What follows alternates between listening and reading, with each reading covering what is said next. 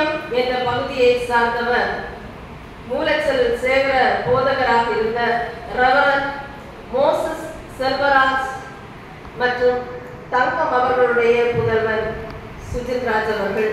இவர்களுக்கு ஒரு சகோதரி உண்டு. வாழ்க்கையிலே நாம் ஒவ்வொருவரும் ஒவ்வொரு பாதையை தெரிவு செய்கின்றோம். எல்லாரும் ஒரு வாலிப வயதாகும் போது எடுத்துக்கொள்கின்ற பாதை அதற்கென்று ஒரு குறிக்கோளை நாம் கொண்டிருப்போம். அந்த குறிக்கோளை மையமாக கொண்டு நம்முடைய வாழ்க்கை பயணத்தை தொடர்ந்து செல்வோம். அன்புக்குரிய போதகர் தன்னுடைய தந்தையினுடைய ஊழிய பணியையே தன்னுடைய வாழ்வின் பணியாக மேற்கொண்டு இந்த ஊழிய பாதையை தெரிவு செய்திருக்கின்றார்.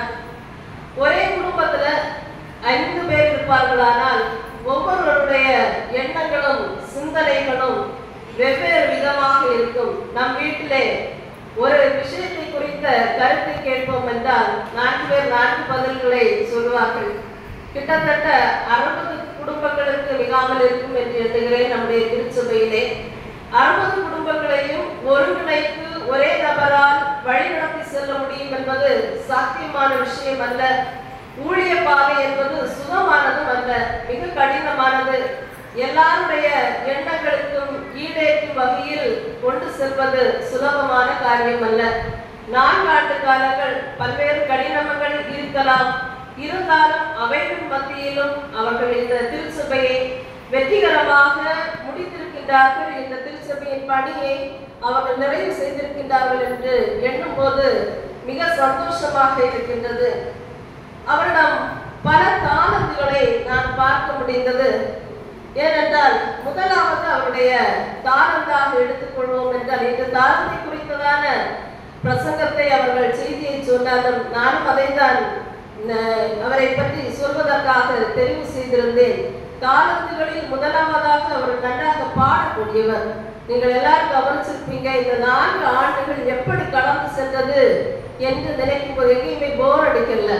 செய்தியாக இருந்தாலும் சரி, எல்லா விஷயங்களிலும் அவர் அந்த இடத்தில் சரியானபடியான பாடல்களை தெரிவு செய்து பாடுவதில் வல்லவர். எனவே தான் முதலாவதாக 2021ஆம் ஆண்டு 20ஆம் ஆண்டு கொரோனாவில் நம்ம பாதிக்கப்பட்டு எல்லாரும் வரல. 21வது ஆண்டு ஜனவரி மாதம் முதல் ஒரு புதிய கொயர் அவர் ஆரம்பித்தார். ஞாபகம் இருக்கும்னு நினைக்கிறேன். இந்த பகுதியில நிறைய பேர் இருந்தாங்க. அழைக்கப்பட்டவர்கள் அநேகர், தெரிந்து கொள்ளப்பட்டவர்கள் சிலர் என்பார்கள். ஆண்டவர் இந்த வசனத்தை சொல்றாரு. எனக்கு முன்னால ஒரு 3 குழந்தைகள் இருந்தாங்க. ஒரு 2 மாசத்துக்கு முன்னாடி தான் தெரிவு செய்து அங்க இருக்காங்க. கடைசி நாள் அவர்கள் தெரிவிக்கப்பட்டவர்களாக அந்த இடத்துல இருக்காங்க. மிக சிறந்த ஒரு பாடல் குழுவை அவர் நியமித்திருந்தார். அதற்காக முதலாவதாக ஒரு கொயர் மாஸ்டர் இருந்தாங்க. படிப்பு காரணமாக அவர் போயிருந்தாரு. 2வது ஒரு தம்பி வந்திருக்கிறாரு. பேர் தெரியல. அந்த பாடல் குழு தலைவர் மற்றும் பாடல் குழுவினருக்கு என்னுடைய பாராட்டுகளும் நன்றிகளும். அடுத்ததாக 2வது அவருடைய செய்தி பகுதியை நாம் எடுத்துக்கொள்ளலாம்.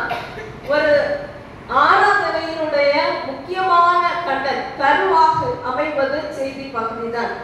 ஆழமான சத்தியங்கள் இங்கு விதைக்கப்பட்டன. எங்கெங்கேயோ நம்ம ஓடிக்கொண்டிருக்கின்றார்கள் கிறிஸ்தவர்கள். உண்மையிலேயே நீங்கள் இந்த 4 ஆண்டு காலம், அதில் இந்த ஜனவரி மாதத்திலிருந்து கொஞ்சம் அவர் உடல்நிலை சரியில்லை, வேற திருச்சபையிலிருந்தெல்லாம் ஆட்கள் வந்தாங்க. மற்றபடி நீங்க பார்த்தீங்கன்னா மீதியுள்ள நாட்கள் எல்லாம் நீங்கள் கவனித்துக் கொண்டீர்கள் என்றால் மிக ஆழமான சத்தியங்கள், அதிலும் குறிப்பாக பாவத்தை குறித்ததான சத்தியம் அதிகமாக பேசப்பட்டது. கவனித்துக் கொண்டீர்களா என்று தெரியல. என்னென்ன பாவங்களுக்குரிய தண்டனைகள், அவற்றுக்குரிய பகுதிகளை எல்லாம் அவர் ஆராய்ந்து நல்ல செலக்ட் பண்ணி பேசினாரு. இதுல எனக்கு ரொம்ப பிடிச்ச விஷயம் என்னன்னா, தென்னிந்திய திருச்சபைகள்ல அநேகமான ஊழியக்காரர்கள் இந்த மத்திய நற்செய்தி பகுதிகளை தான் அதிகமாக பேசுவாங்க. மத்திய மார்க்கு இயேசு கிறிஸ்துவனுடைய வாழ்விலிருந்து இறப்பு வரைக்கும் உள்ள பகுதிகள் திரும்ப அரைச்ச மாதிரி இருக்கும். ஆனா இந்த 4 ஆண்டுகள் சற்று வித்தியாசமாக இருந்தது. பழைய பாட்டினுடைய பகுதிகள் மிக ஆழமாக சிந்திக்கத்தக்கது. அதுல என்ன ரொம்ப திரும்ப நான் வீட்டுல போய் திரும்ப வாசித்த ஒரு பகுதி எரேமியாவுடைய புத்தகம் 14ஆம் அதிகாரம் 3வது வசனம். எரேமியா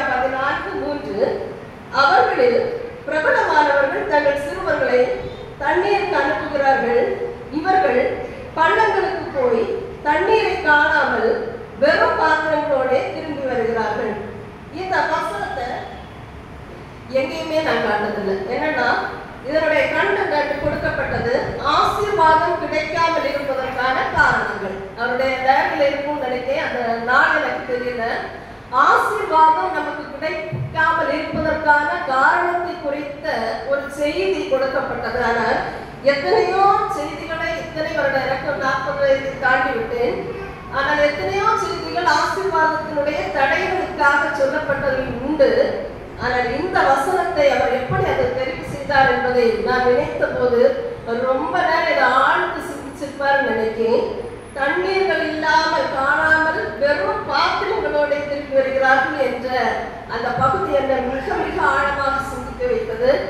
அதனுடைய தொடர்ந்த ஒரு பகுதி, அதற்கு முந்தின அதிகாரம் எரேமியா 13ஆம் அதிகாரம் 25ஆம் வசனம் வீட்டில் போய் பாருங்க. அந்த வசனம் இதற்கு ஈக்குவலாக பேசப்பட்ட ஒரு வசனம்.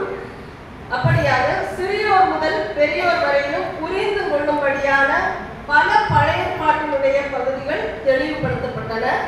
இதுல குறிப்பாக அந்த தானியேலினுடைய புஸ்தகம் 5ஆம் அதிகாரம் 25ஆம் வசனத்துல பெல்ஷாத்சார் என்னும் அரசனுடைய ஒரு ஆட்சி காலம். அந்த ஆட்சி காலத்தில் அவர் செய்த தவறை தண்டிப்பதற்காக அவர் ஒரு கைக்குலம் வந்ததுன்னு அடிக்கடி இந்த வசனம் சொல்லப்பட்டிருக்கும். மெனே மெனே தெக்கேல் உப்பாக்சின் என்ற வார்த்தை எழுதப்பட்டது. இந்த வார்த்தை மிக முக்கியமானது. அதை சின்ன பிள்ளைகள் வரைக்கும் அதை மனதில் ஆழமாக பதிவு செய்திருப்பார்கள். உங்களுக்கு நன்றிகள். நேபுகாத்நேச்சாரினுடைய வாழ்வு போன்றவை பாவத்தை குறித்து வரும் செய்திகளுக்கு ஆதாரமாக பல பழைய பாட்டினுடைய பகுதிகள் ஆதாரமாக்கப்பட்டிருந்தன.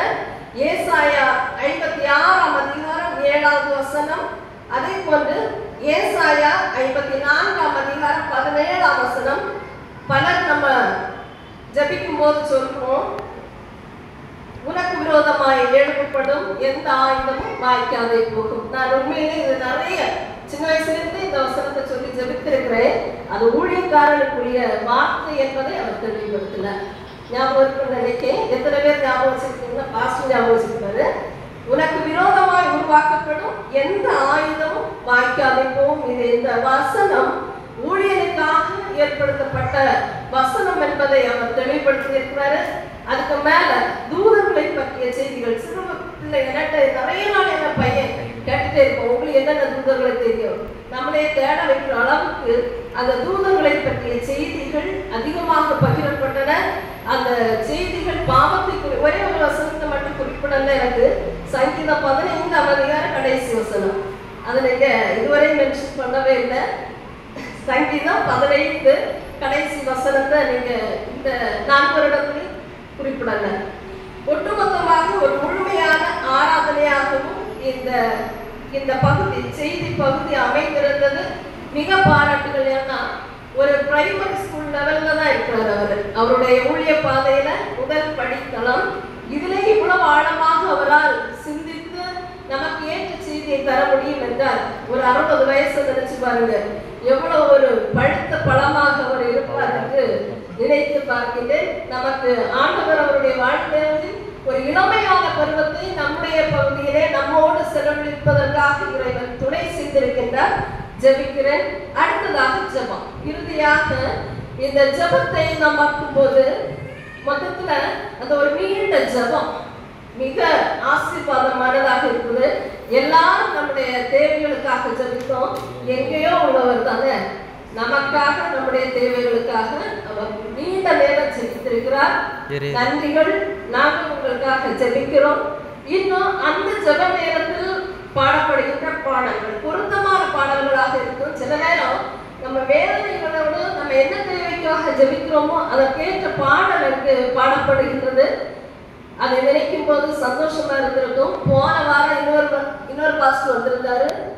இதை கேட்டுட்டே இருந்துட்டு அதை போகும்போது கொஞ்சம் சோர்ந்தது போல ஒரு எண்ணம். அந்த அளவுக்கு அந்த பாடல்கள் எங்களை தூக்கி விட்டது மாதிரி ஒரு நல்ல நிறைவான ஒரு அந்த ஆசீர்வாதமான ஒரு ஆராதனையாக இந்த வருடங்கள் அவர் நம்மோடு செலவிட்டிருக்கின்றார். இனி உள்ள பகுதி இது மட்டுமல்ல, நான் சொன்னது அத்தனையுமே ஒரு ஞாயிறு ஆராதனை தொழுகையினுடைய அம்சங்கள் மட்டும்தான்.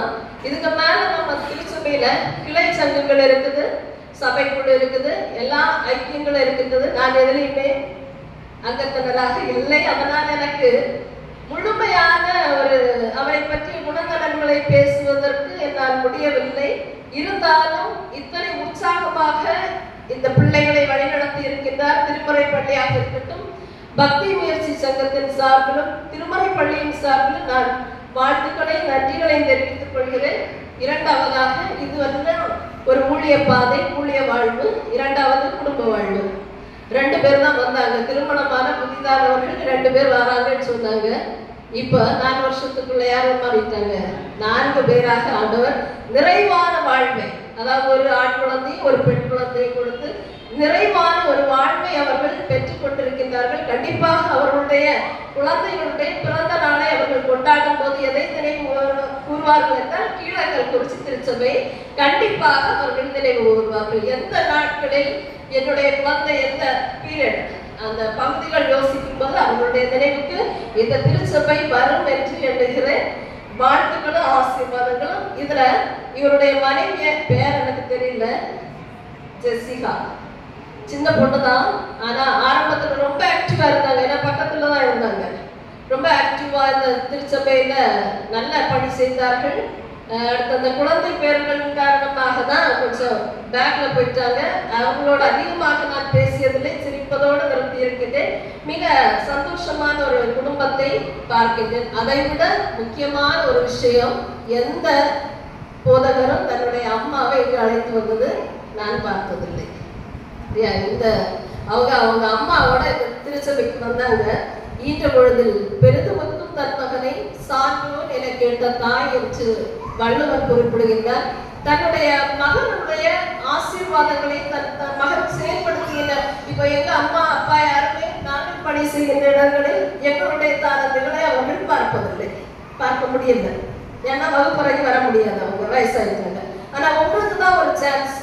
உங்களுடைய ஊழிய பாதை, உங்களுடைய வாழ்க்கையை நேரடியாக முன்னால இருந்து பார்க்கக்கூடிய வாய்ப்பை இந்த அம்மா பெற்றிருக்கின்றார்கள். ஆண்டவர் அவர்களுக்கு அந்த வாய்ப்பை கொடுத்திருக்கின்றார். அவர்கள் இந்த மகனுக்காக பல பிரயாசங்களை பட்டிருப்பார்கள், ஜெபித்திருப்பார்கள், அவர்கள் ஒப்பு கொடுத்திருப்பார்கள். கண்டிப்பாக